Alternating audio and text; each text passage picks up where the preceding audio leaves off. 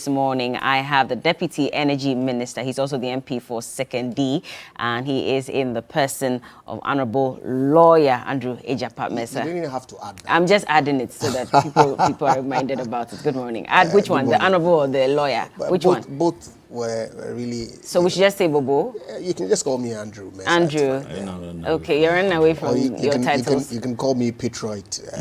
Patriot, because of comrade. So now you want to be Patriot.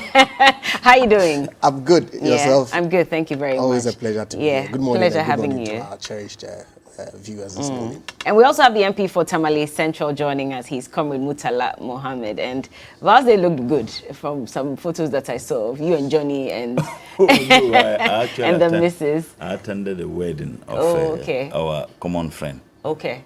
The police officer, doctor. You know, Ayambila. And it's a common friend, yes. That was his wedding. Dr. Faisal Ayambila? Yes. He got married? Yeah, he got married. Oh, I didn't know that. Daniel, you didn't tell me. Okay, congratulations, Doc. Yes. Oh, so that was over the weekend? Yes, over the weekend. Oh, nice. Yes. I saw your missus for the first time. Very pretty, I must say.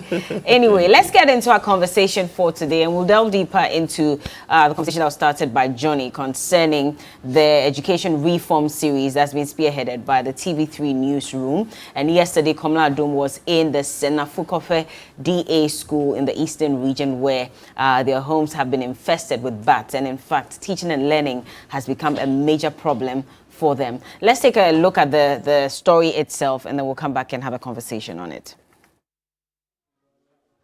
Class is almost over for the pupils of Sinafukopa Basic School on the island in the Kwu North District of Eastern Region. Ignore the dirty uniforms and sleepy kids. Their problems are actually bigger. Their upper primary class teacher runs for the Siedu despite having lived here for 5 years, still cannot interpret and explain basic concepts to them. It's very difficult for me to speak their way. So I find it difficult to teach them in terms of what? How to explain things to them for them to get the understanding. So if we will get teachers who are able to speak the language for them so that they can be able to explain it for the children to understand better. That's just one of the issues. Only 2 teachers have remained here since they were posted. We have some teachers bungalow here. If you go, the bat has come and gathered things, so it's very difficult for teachers to stay there. As for me, I always sleep outside. I have 2 benches there, so I bring it outside and I sleep. Less than 500 meters from that makeshift structure is an abandoned bungalow. This is another abandoned facility here in the community. Let's just get in and see what's this. Okay, Yvonne, so this, we're told, is a teacher's bungalow, but what has become of it? Well, the bungalow has been taken over by bats. The weeds are all over it. Portions cracking, sealing off. It looks very abandoned. But what do the community folk tell us about why the teachers, refuse to occupy this place and why it is left abandoned? Well, from the community people, the teachers are unable to stay here. Of course, a community without electricity, no telephone communication. It looks like you're just far away from everybody, inhabitants in this community, and so they leave. Back in the classroom, it's time for school to close. 2020, the enrollment is 150, but we don't have the teachers, so we go to Manyakrobo district and we brought some teachers there. So we tell the communities that we should take some few monies to pay for the teachers. But the parents, they don't have the money to pay for the teachers. That is why they've gone away. The teacher deficit in the district remains a headache for local authorities. We have a deficit of 519. We were hoping that the newly trained teachers who have been posted will get a lot.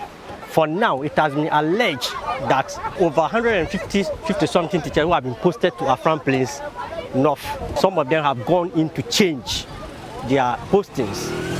And through your media, I will be happy to send a signal to Minister of Education and the Minister of Education through Director General of Education that they should take it up for us. While the pupils here continue to be disadvantaged through no fault of theirs, local authorities hope an intervention by the Member of Parliament to get indigenes to return to fill up some of the vacancies could help.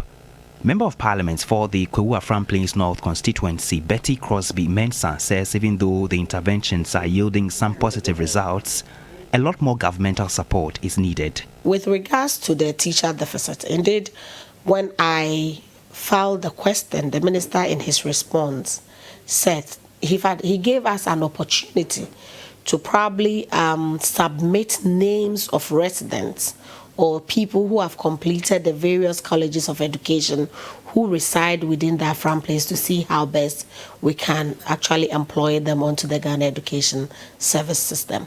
So that is what we have done. We have so far submitted over 174 teachers, teacher graduates, if I have to put it, and are waiting for their recruitment onto the Ghana Education Service. So we are still in the hands of the Ghana Education Service vis-a-vis the Ministry of Education.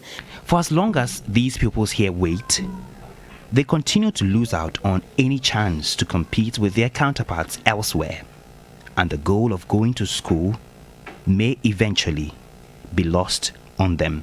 Komla Adum and Yvonne Nikwe on the road, Sinafu Copper, Afram Plains North, Eastern Region. All right, Bobo, it's 2022. How do we still have this kind of situation in our schools? It's disheartening. I mean, and yes, it's 2022. And I suppose that if we had all the resources to fix all our problems, all of them would have been solved by now. But the truth of the matter is that we don't have all the resources to solve all our problems in one go. Obviously, this problem was larger in the past.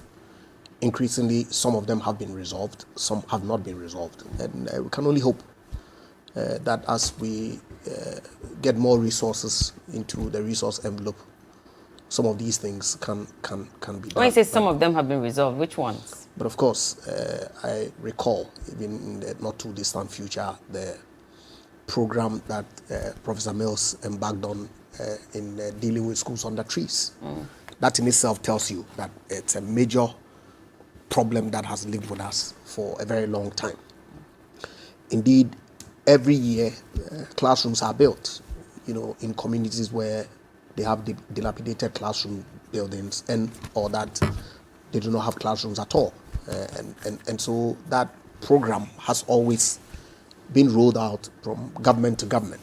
Of course, under His Excellency Nana Addo Akufo-Addo's government, several 3 and 6 classroom block units have been built across several communities under President Mahama's era.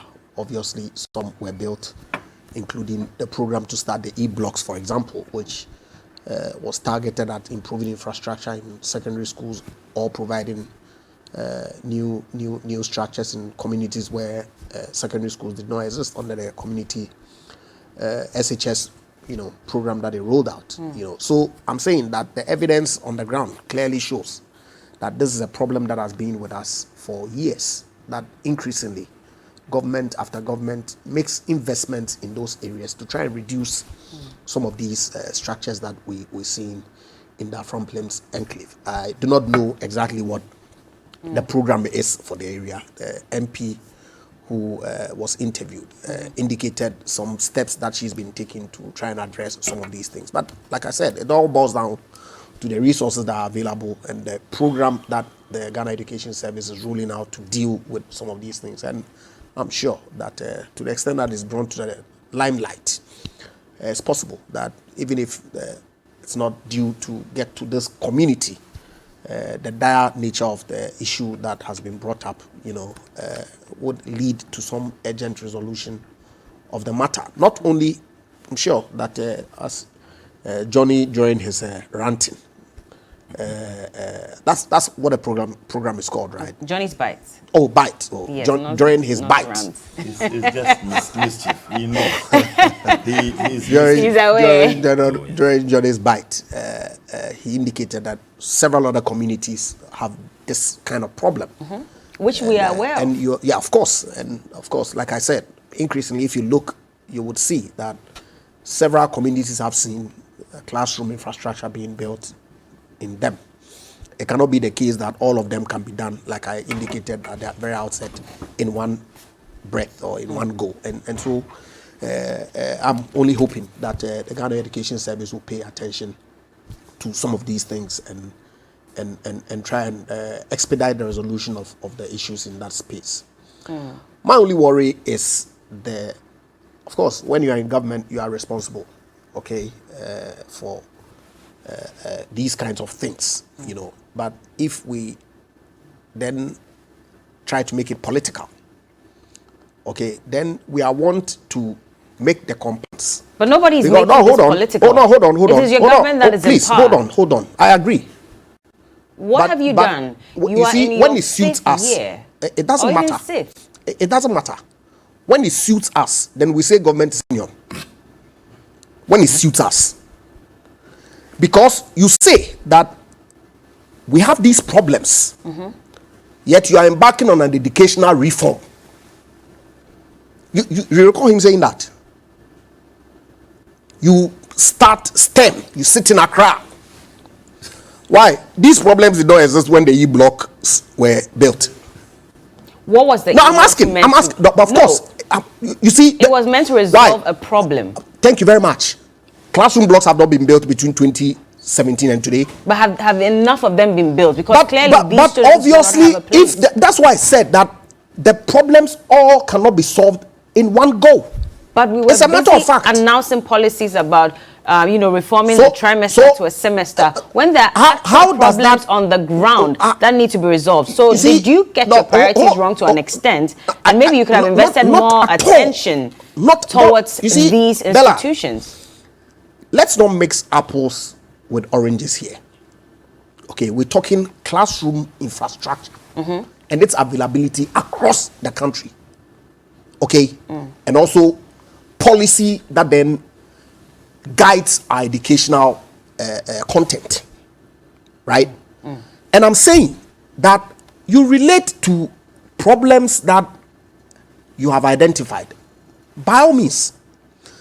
But clearly, if you put a political slant to it, then we want to then go back and draw your attention to the reality. Now, these problems existed. You didn't see anything wrong with E-blocks that were built to deal with another, if you like, problem. E-blocks were supposed to provide infrastructure, infrastructure. But the classrooms that are being built today are not intended to deal with infrastructure. Go to all the secondary schools across Ghana. The free SHS program and the infrastructure that were built to expand the facilities in those secondary schools. But these problems are still there. And I'm saying that by all means, let's highlight the plight of the communities. And I share their plight. Okay? And let's deal with it as a national problem that we all ought to confront. I'm not shying away from the fact that government and the Akufo-Addo government is responsible because it is in government today for fixing the infrastructure problems in our country. And I'm saying that is ongoing. It is not as if His Excellency Nana Addo Dankwa Akufo-Addo's government has for the past 7 years or 5 years not done any infrastructure in our secondary schools across Ghana. But it cannot be sufficient because the resources can do as much as can be done. Okay? But let's not, for any reason, attempt to turn it into a political and link it to TG Jakes and the comments that, of course, that is where, okay, the problem really is. Is that really TG Jakes should have known that all these problems existed in Ghana when he was giving or heaping accolades on his Who fed him that information for him to put out? You see, who fed him that information to put out? I don't know. Did it look like a PR gimmick? Where he's promoting we live in a what really doesn't exist in the country. What do you mean by that? It's a question I'm asking you. What value really? Okay, I respect Prophet T.D. Jakes, prophet residing in the United States of America, among several other prophets.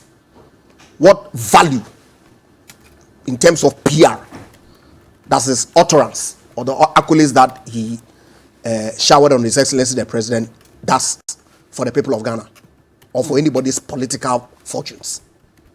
What does he do? For you to say that, was it for some PR gimmick? Are we serious? I'm saying that, but there are issues, obviously. Nobody can say that this video clip that Johnny showed is not an issue. It is. Of course. But I'm saying, by all means, let's call on government to do it. But we ought to be mindful that within the resource constraints that we have, there's only as much that government can do at every time. Okay?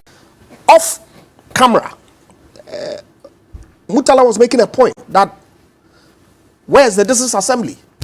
Obviously, with the view, and subsequently made the point that, look, he thinks, and he made a point at Senchi. I don't recall whether I was in that session. Not Senchi. Aqua Safari. Aqua Safari. The joint, committee. Yeah, I wasn't there. And he was saying that he made the point that some of the assemblies really ought not be giving these assemblies common fund. It's a conversation that we can have. Because if you channel some of these resources away from, if you like, resourceful district assemblies into district assemblies that are really deprived, then they can have more to fix some of these problems, including the accommodation of the teachers that I know some district assemblies provide support by building teachers' quarters for teachers that are transferred into those communities. And I am happy to have a conversation about what it is that we all need to do, what it is that government needs to do, without necessarily seeking to attribute blame to Akufo-Addo government for sitting and traveling when people... It is your government in power. It is your party in Bella, power. And the question is, how do we have such classrooms when we have our president paying so much to fly private jets outside the country? I mean, we've been told, and you see, your government has refused. Your government has refused to give us details as to exactly how much has been spent, and if indeed it is these private jets, the luxury private jets that are being chartered for his trips. We're told that it's a national security problem. But don't you think Ghanaians deserve to know, especially when we're seeing such dilapidated buildings and classrooms where students are supposed to be learning? And unfortunately, clearly you can tell that what kind of learning will go on in this place when they are not even comfortable. See, I do not enjoy going into these kinds of arguments, okay, because it really doesn't bring value to the conversation. Also, why? Because then it begs the question as to whether, because there are dilapidated classrooms in Ghana, president shouldn't travel, and if so, nobody has said hold on. That's exactly the point president shouldn't travel. No, nobody said the president shouldn't travel. But we have the jet expenditure that's available to even other African presidents who are using it. For what kind of travel? It doesn't matter. Long haul or short haul doesn't matter. It doesn't. That's why I say that, you see, if you reduce the argument to whether there are dilapidated buildings in Ghana and the president is travel, we can go back. Then you are being political. How am I being political? Exactly the point, because you know, as a matter of fact, that international relations are part of the functions of a president. And so, regardless of the problems that we are increasingly working to resolve, he still ought to embark on those international relations. But nobody has said he shouldn't travel. So now you want it me to... It is the cost of travel that we're questioning. Do we have more affordable means? Looking at the situation that we are in at the moment. It's a question. And the fact that even at this point, we're being told that we have to pay e-levy, otherwise our economy is going to crash. Now, all this is playing out in our face, and we see the president traveling. Now, we see kids who are studying under these conditions, and you say we're being political if we ask how much the president is spending on his trips? The question about the president's travel and the cost involved has been asked and answered to the extent that because of the national security rationale, you can disagree. I don't have a problem. Okay? You can disagree with the rationale. Presidents have traveled in the past where the cost of the travel of the president made public. Is that a conversation I want to have? Were they chartering a £15,000? But presidents have chartered flights in the past. No? Was it up to £15,000? And why didn't you raise that? Have you seen the cost? Have you seen it? Do you have the figure? Okay, but these are allegations that have been made against and that makes it your factual? government. That makes it but factual. that's why Or we're by asking reason that you come out and tell Ghanaians I'm exactly saying what it to is. you that But if you are silent on it, does it not mean Bella, that then to some extent Bella, there's some truth? Bella, I've indicated, and I'll repeat, that that question has been asked and answered. That to the extent that it has national security implications, okay, the Ministry of National Security deems that information not for public consumption. You see, and let's not digress, by the way, since we're still talking about education. I'm happy for the parliamentary committee, for example, to the extent that they can be confidential about some of these matters, to then elicit that information from the Ministry of National Security. But we have a record of meetings that are held in camera that then comes out. So then the question is whether indeed we are worthy, and ordinarily we should be worthy of that information as members of parliament belonging to a particular committee. But that's a conversation that we can have. I'm saying that in spite of all the problems that we have, presidents consistently over the travel for international assignments. You can debate on whether Mr. X's cost was Y and now Mr. A's cost was B. And so we can do those comparisons relatively. Those are matters that we can debate on. I don't have a problem at all.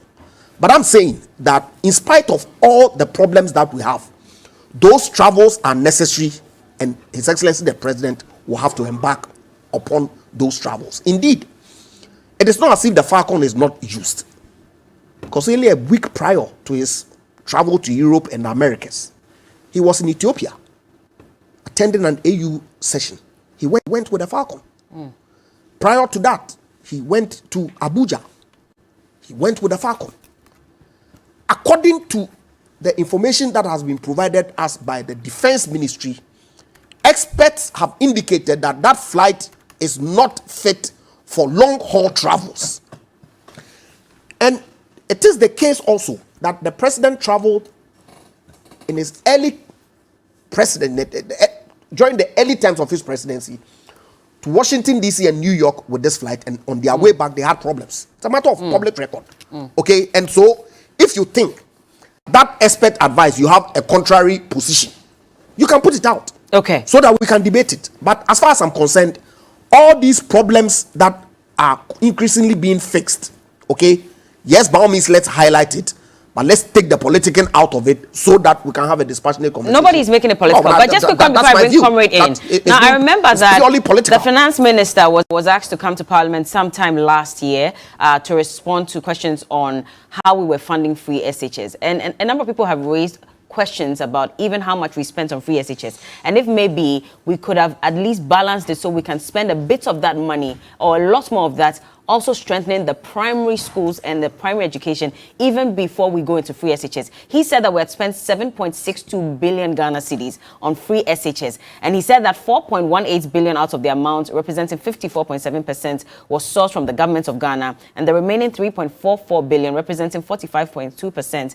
came from the annual budget funding amount. Would we have at least channeled a bit of that money into strengthening our primary education? Of course, you need to look at the total budget that has been expended in education, okay, on all levels, to then make an assessment whether the primary and the JHS level are being ignored. And I don't think that that's the case at all, because if I recall, in the 2022 budget as well, some 50 billion or so was indicated to have been spent on education at all levels over the period. And so if you back out the free SHS figure, then you see that that figure that is remaining must have gone into tertiary and primary. And so we need to find out what the allocations to primary then is and the allocation to tertiary then is, and to make a determination whether those figures are sufficient or otherwise. But I'm saying, and to for one, and please land on this for me so I can bring Comrade in, that these problems with respect to basic school infrastructure is not a one government problem. It is a Ghana problem that governments over the period are increasingly resolving. And I'm only urging the Ghana Education Service that it is not pleasant to see Ghanaian children studying in this environment, and so urge them to expeditiously ensure that funds are made available to resolve the problem in this particular location and other places. Let me bring you that have this similar problem. What are your thoughts on the video that we played earlier, looking at the educational system at the moment for children that are from North Plains? Good morning. Good morning to my friend who has desperately attempted to assume a new name, Patriot. And I'm wondering who is not a Patriot in this country. Patriots don't fly with luxurious chartered flights when there are alternatives. That is not what Patriots do. But Bella, permit me, and since he is the Deputy Minister for Energy, something is going on in my constituency that I feel extremely angry about. A particular area called Gumbehne. They have not been given license deliberately by NEDCO for 2 weeks now. Why do you say deliberately? They deliberately put out the license in that area. Why? And the reason, yesterday I spoke with the assemblyman, and the reason is that they wanted to restore new meters there. And some people or some members of the community are resisting. And NEDCO feels that the only way they can do that is to put out lights. That is absolutely cruel. That is unacceptable.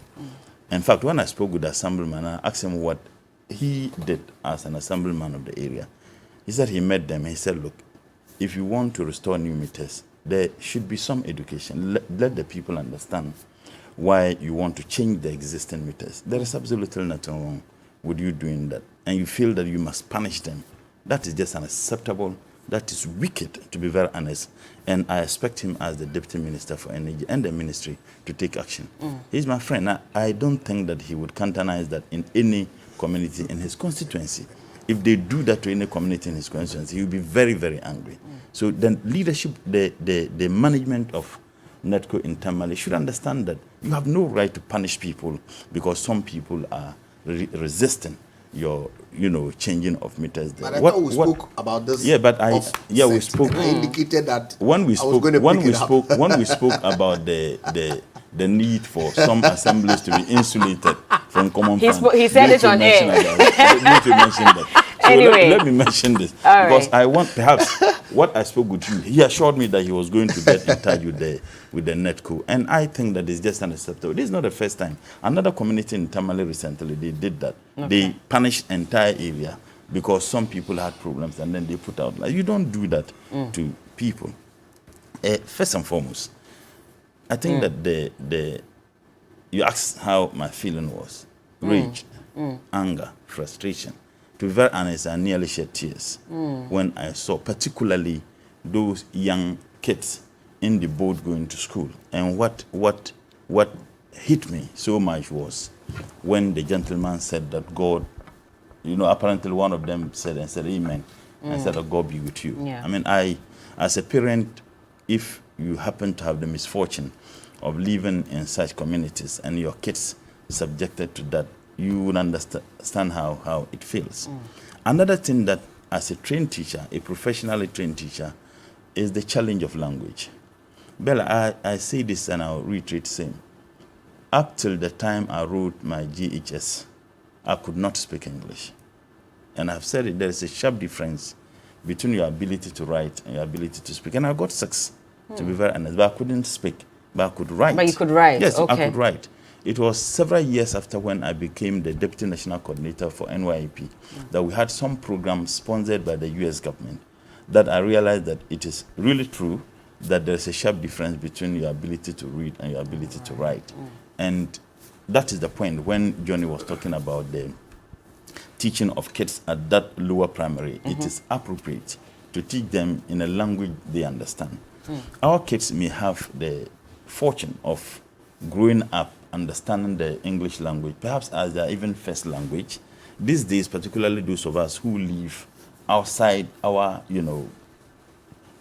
ethnic geographical areas, our kids speak English is virtually their first language, and the Gbani and other languages that they are supposed to be speaking come second. So they grew up, or they will grow up with the understanding of that language as their language. But those of us who had the misfortune of not being introduced to the language very early, it takes some difficulty to be able to do that. So I can understand the frustration the teacher is going through, and in fact, the negative impact it will have on the kids.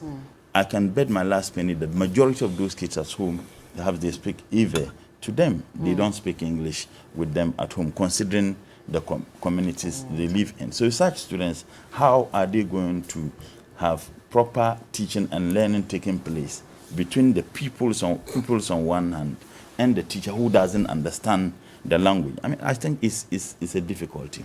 One suggestion I made was the fact that if the district assemblies could bond students, if you are a student within that area, they can finance your education to finish teacher training college. They bond you so that you teach in that community for about 2 years, 3 years, and after that you are good to go. So at any point in time, they would have teachers teaching in those schools. For me, that is one way to go if we are able to do this.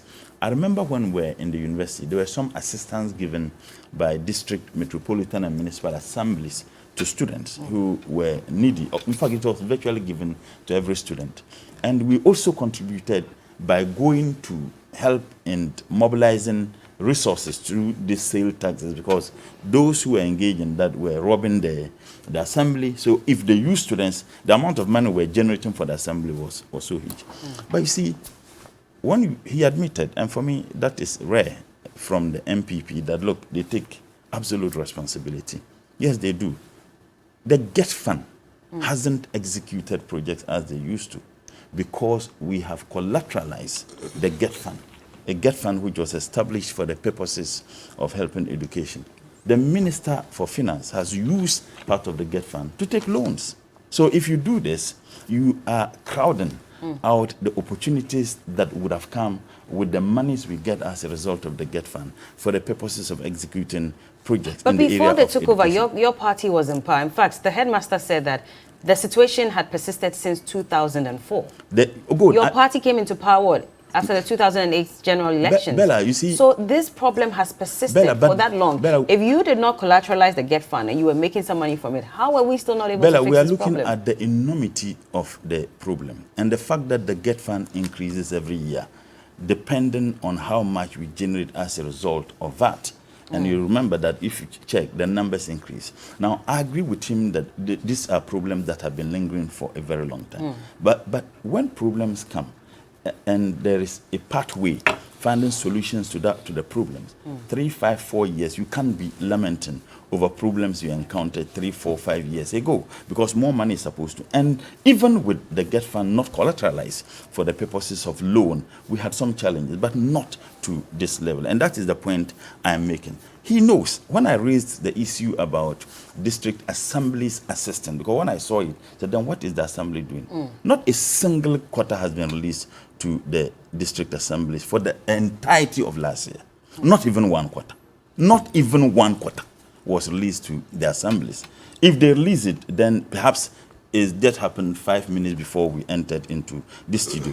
MP's common fund, he knows, only 2 quarters were released to members of parliament. Now, even if the member of parliament wanted to assist, perhaps use part of his common fund to rehabilitate the dilapidated building, how could she do that? Because you have released just 2 quarters. I'll tell you, my common fund, which was released, Bella, at that, I provided 20 mechanized boreholes in Tamale Central. 20. The 2 common funds cannot even do anything. I have also organized free classes, provided, TNT for students, provided mathematical sets for students, and indeed putting up a cheap compound, and also completed another structure which was started by my predecessor, Honorable Inus Afuseni, and I had to complete all those things. Now, in Tamale Central, and I remember on this program, I said, in the heart of Tamale, Presby Primary, I went there to donate, zincs and nails to the school when they had the storm. When I made this donation, I decided to go into some of these classes. I was flabbergasted. Tamale Central, in the heart of Tamale, if you know where it's in the center of Tamale. Students were lying on their bellies. I said this on this program. Students were lying on their bellies in Tamale. Whose responsibility is it? It's the government. Your government was in power too. We never had that. You never had students We never lying had on that their in the bellies? heart of Tamale. We never had that. So what changed? How did it happen? You see, you need to be replacing, destroyed chairs. I mean, for maintenance culture, at any point in time, the seats that the students use, at any point in time, there is a budget that the Ministry of Education and the Ghana Education Service, they do, maintaining them. And in fact, less even if they don't get the support from the Ministry of Education, the assemblies could do that. Here's the case: you haven't even released any quota for an entire year.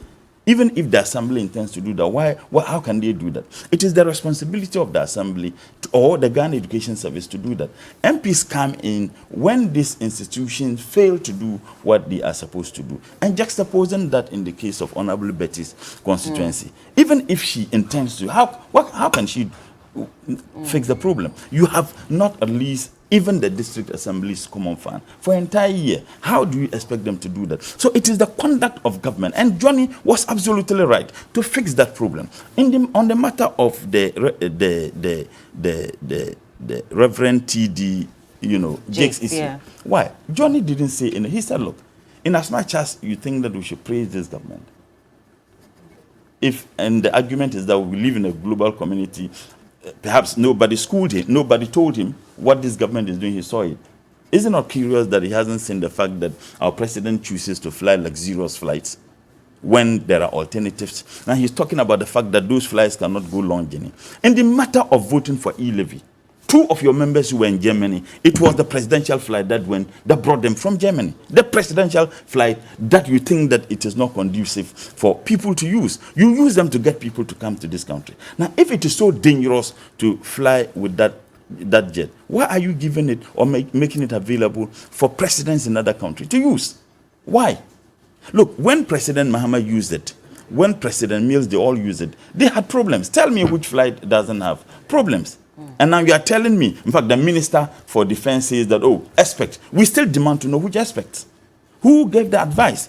The matter of the cost of the president travel. There is absolutely national security about this. We are not asking what meetings the president held when he traveled. We are not interested in who he had negotiations with. We are not interested in the hotels the president sleeps and who accompanied him to those visits. We are particularly interested in the cost. In fact, the president of United States of America, Joe Biden, the president of any civilized society, the expenses of their travel is made available as part of transparent and accountable governance. We ought to know. Now, you had the Minister for Defense who was called, and he said, no, it is not mine. It is not mine to answer. It's the Minister of Finance.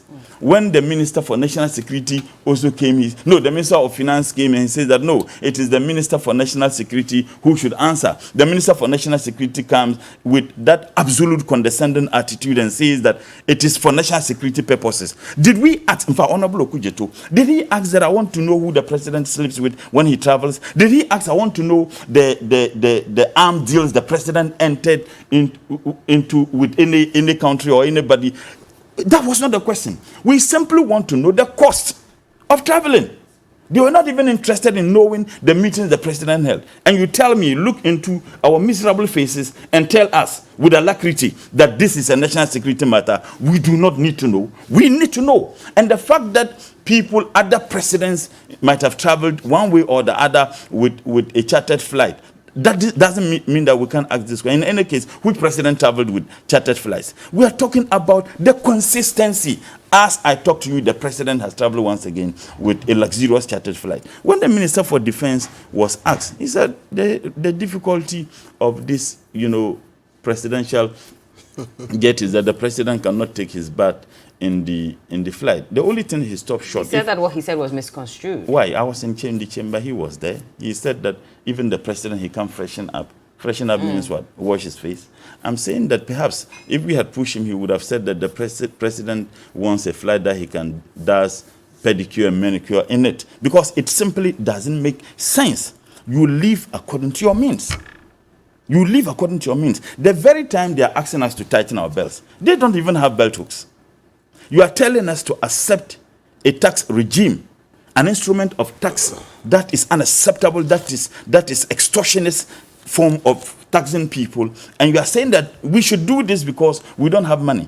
At the very time when you are demanding that we pay this outrageous e-levy, You don't even fear. You don't even empathize with us. You still travel with a luxurious jet. It simply doesn't make sense. Did we go or did we come? What is wrong with us as politicians? You see, Bella.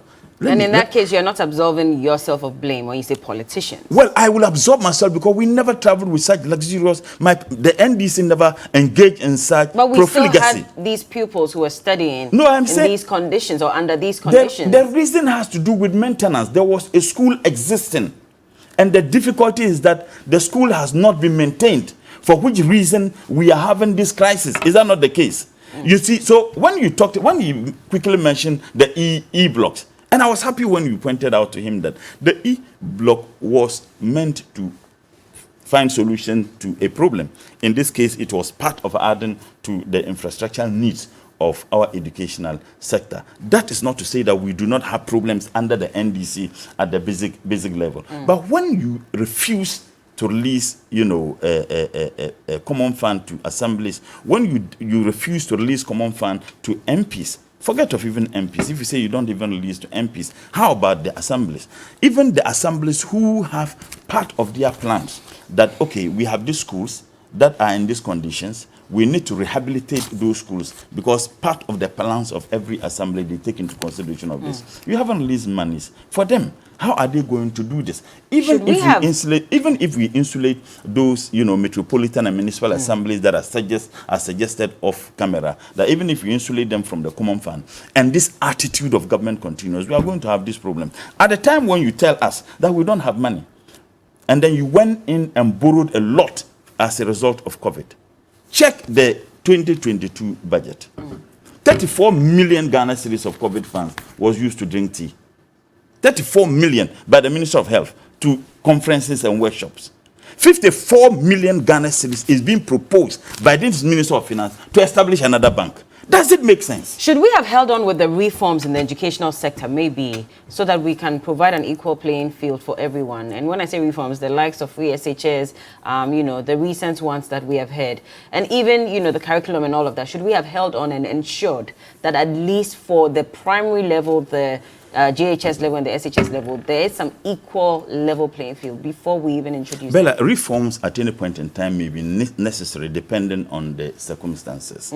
Perhaps we could have held on some of them. Like what? The free SHS. Everybody agrees that the free SHS is something that is good. But they say that they provided access I'm saying for students, 1.2 million students. You see, that is even another wrong calculation. They do the calculation as if under the NDC. In fact, even those who sat for the exams in the first year of the free SHS, were less than the number who sat for the secondary school exams in the 2016. What we have said consistently, and forget of what the NDC said, even aspect. I'm saying that forget of what NDC said in the matter of the free SHS and take the position of aspect. Everybody agreed that yes, it was something that was good, but we needed to take our time. You don't have infrastructure and you come out, you are making education free. What President Muhammad did with the E blocks was to ensure that you have the infrastructure in place progressively.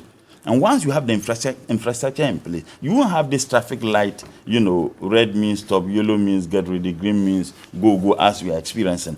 I had to spend a lot of money to organize free classes for students in Tamale Central because they could not finish their syllabuses in school. And because of the kind of implementation we have done, we maintained the free SHS good as it was. It was recklessly and haphazardly implemented against expert advice. He is talking about expert advice. In one expert advice, expect that we do not know that the president can go with luxurious jet paying about $50,000 per hour, $15,000 per hour. The president can do that. Yet another aspect advise him that don't rush in implementing this. The reason why they implemented it without taking into consideration the aspects advice was just to satisfy the uncontrollable ego of our president. That this is a promise I made. That promise must be fulfilled anyway. You see, when I don't know whether it was Plato or Aristotle who says that society can only change when philosophers become leaders or leaders become philosophers. In our case, some of our leaders, Plato. Hold on. Yes, in the Republic. Yes. Thank God that you are one of the few. I did philosophy MPP in Legon, guys. you know. Yes, I did it too. Thank God that you are one of the. Thank God that he's one of the few MPP people who read side books. They don't read side books. Look at this They man. read propagandist. I'm saying that Plato says that society can only change. King, right? Yes, that society can only change if leaders become philosophers or philosophers become leaders.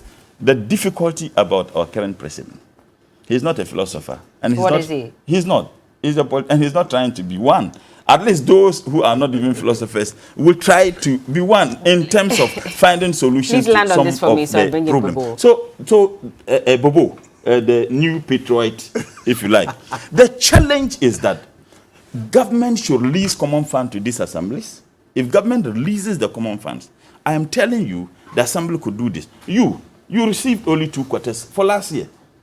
Your constituency expect a lot from you. Entire year. Tell me when we have ever experienced this. Entire year you receive just 2 quarters. Now we are in the first quarter getting to the second quarter. You haven't had 2 quarters of last year. Even if you had projects to execute, how are you going to execute those projects? So if Honorable Betty has projects to execute, for all you know, she would have loved to assist the school. How is she going to assist the school? So release the common fund, and at least some of these problems will be problems that will solve. Right. But let me Andrew, make this last point on international briefly, relations. please. I agree. Look, international relations is part of our structure of governance. In fact, diplomatic relations are sine qua non to even our existence, the kinds of assistance we get economical and the sharing of ideas just for the collective good of the entire global community. Even the maintenance of peace, we need to do this.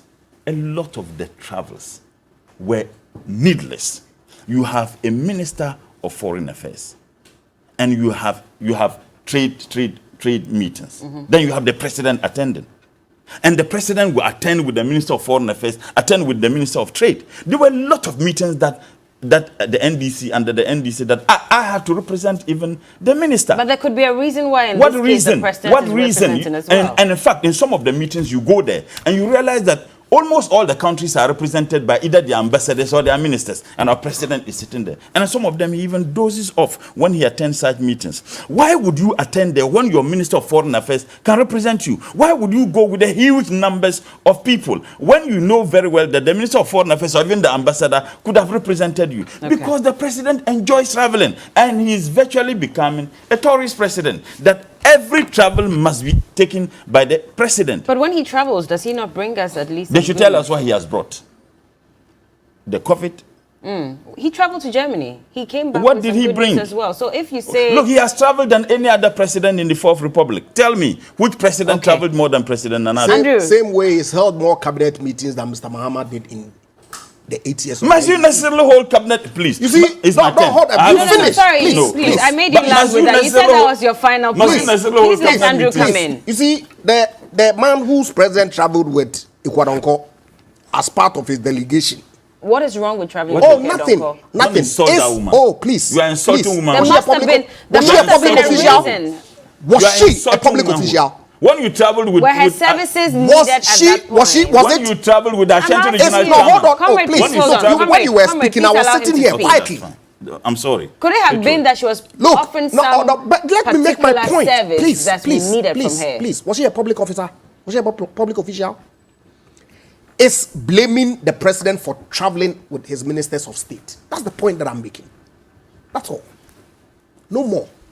I'm not demeaning anybody. No, you did. That was his president that he gleefully supported and still supports, I suppose.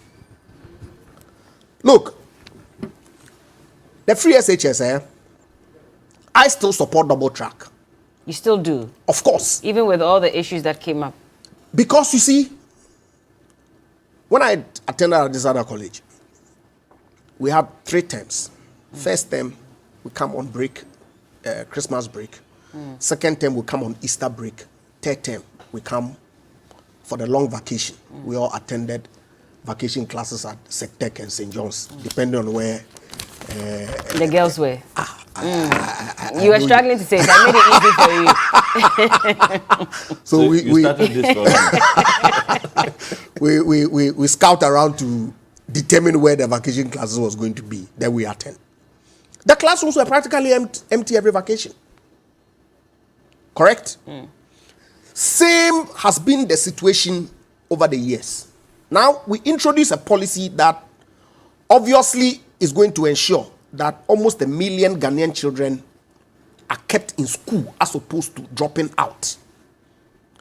They say somebody's children should wait for them to build infrastructure, which you're progressive. He didn't say that. Well, but that was the import of the progressive SHS. Is that what it really means? Some people did not have access. Really? Of course. That's not true. The data speaks to it. What data?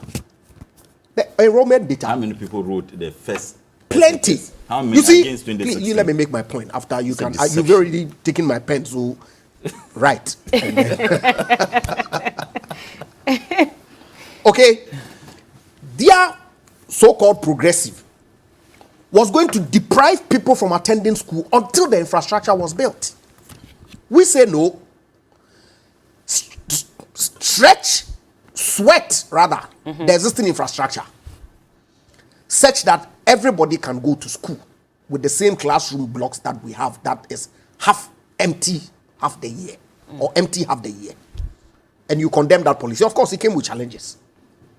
And it should be resolved. But of course, the policy of government is that as we roll this out, we are increasing infrastructure so that the children can attend school at the same time.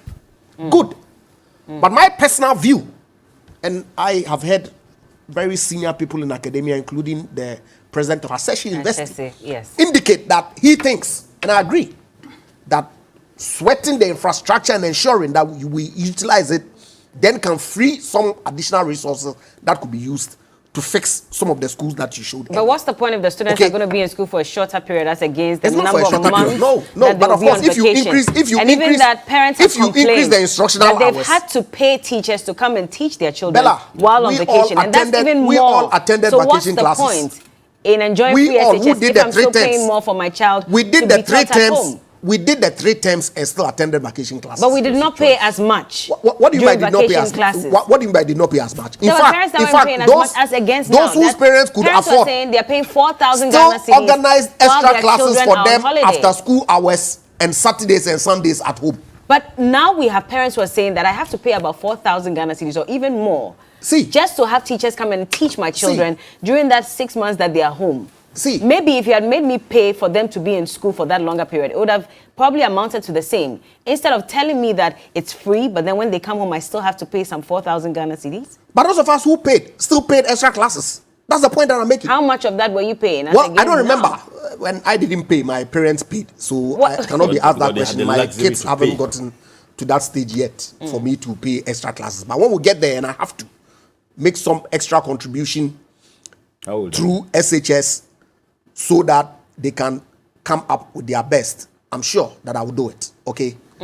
But the point that I'm making is that free SHS really is something that our friends are worried about.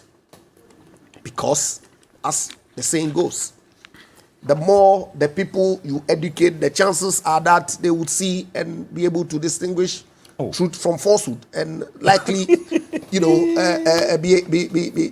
in a position to make choices better than if they're. Are you concerned about the teachers? And I'm asking this because of, again, that situation that the teachers find themselves in. There's supposed to be a bungalow for them. There's some of them who have been teaching since 2004. And these are the conditions under which they teach. I've heard your government constantly say that we've done a lot more for teachers since we came into power. You want me to give you the data? Again, there are teachers who are saying that if you post me to such an area, I will not go. I cannot spend those number of years in school to teach. And then you do not improve the conditions in those communities and expect that I will go there and serve. Only a week or two ago, the Ghana Education Service posted teachers across the country. Do you know how many phone calls that I've received? People seeking for me to intervene so that they are changed. Why are they asking to be changed? It's a normal phenomenon. People don't want to leave their comfort zones. Is that what it is? But of course.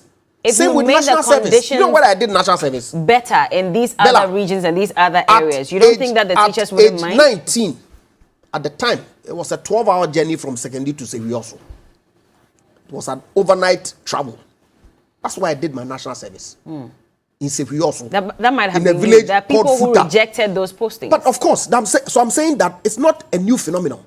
People don't like to leave their some of my colleagues, friends, waited for an opportunity to change from where they had been posted to stay with their parents and do their national service. It's the same.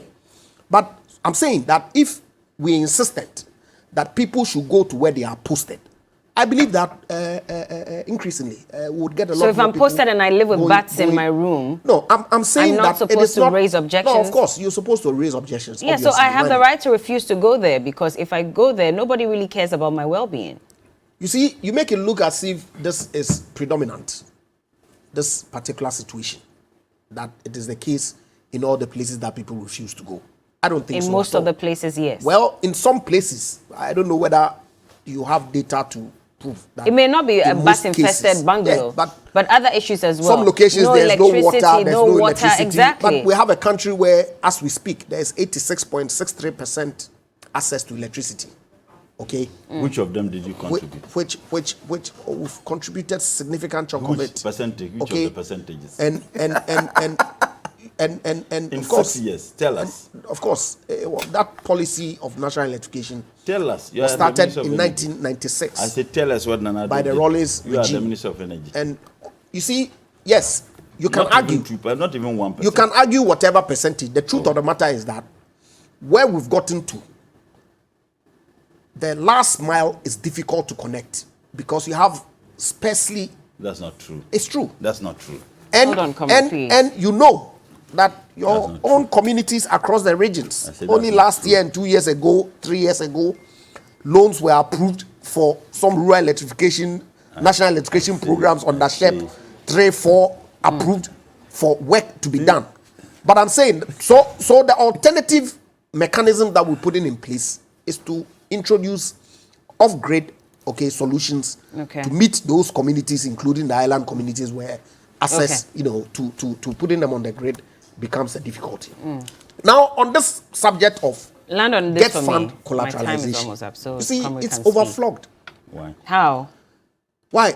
When Get Fund took those loans for purposes of collateralizing When the government don't say get receivables, funds. yeah. When the government, What was it meant for? whatever it was meant for. We had a clear infrastructure need, like you have identified. And how many have you provided? As we speak, 719 Continuing projects. have been awarded. Out of it, 280 have been completed I said as of continuing September projects. 2020. Continuing projects. That's basic schools. SHS, 111 individual projects have been awarded, out of which 421 were completed as of September 2020. Okay. These are ongoing. And I'm saying that just like you did with the road fund when you were in government, when you found the need to collateralize the road fund, to raise money to pay for contractors and award contracts Yes. far in excess of how much that fund could yield. Okay. It was same principle. Esla. Okay. Properly done under the Get Fund. Esla. That's why we collateralized, we got approval to collateralize 1.5 billion, but Please did land for me. $500 million, okay, to meet critical infrastructure needs within the educational space. And All right. those projects are ongoing. Comrade, please land for me. I have just a few Bella, it is the seconds to most go. reckless thing Just like the to be road fund. done by any government. Just like the road fund. To collateralize a fund Just like the road that fund. is supposed to help. Oh, you need to Please, answer that Andrew, question. please. Please, Hold on. you complain. Just like the road Please, fund. otherwise we'll be complain. taken off To air. collateralize, Please allow that's his him. agenda. To collateralize a fund that is supposed to be providing infrastructure for the purposes of education. You see, he's admitting. When I said that these problems have been there, but the enormity of it is created by the recklessness of this government. That it has crowded out the amount of money that otherwise would have been used to provide such facilities. But Bella, they should stop disrespecting women. And he demonstrated that today. Final point, please. Why? Is Gabi a government appointee?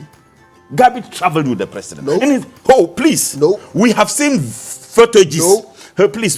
Gabi is an appointee of government. Gabi Okay. does not travel Oh, you know, on you are afraid of official Gabi. government You are assignment. No, it's a matter of fact. You are He afraid of doesn't. Gabi. He doesn't. Yeah, you are afraid of Gabi. I you understand. say he does. Oh, Okay. he's afraid. Well, you see, we'll verify. we all attended extra classes. But let's ask ourselves why these extra classes that I said I had to pay. We had to organize the extra classes because they could not finish the syllabuses they were supposed to finish as a result of the reckless and haphazard implementation of free researchers. That is the When you were difference. doing Okay. O-level, That did is you the finish your- difference. did you Okay. finish No, your that is the syllabus? difference. And we'll land here. That is the Gentlemen, difference. we'll have to land here, unfortunately. Time And is the up. projects he mentioned, Time is up, and we have to 80% go. of them were projects executed by the NDC. Mutala 80%. Muhammad is the MP You for come and Tamale then- Central, and also lawyer Andre Japamesa is the MP for Sekondi, and also the Deputy Energy Minister.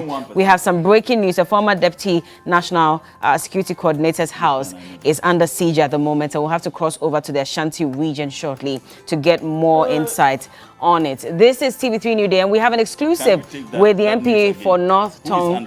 The former Deputy National Security Coordinator's house is under siege. We're going to get some details about that as we move along. And also, Honorable Sam Okujetua Black will be joining us this morning for an exclusive with Johnny Hughes. Keep watching. This is TV3 New Day.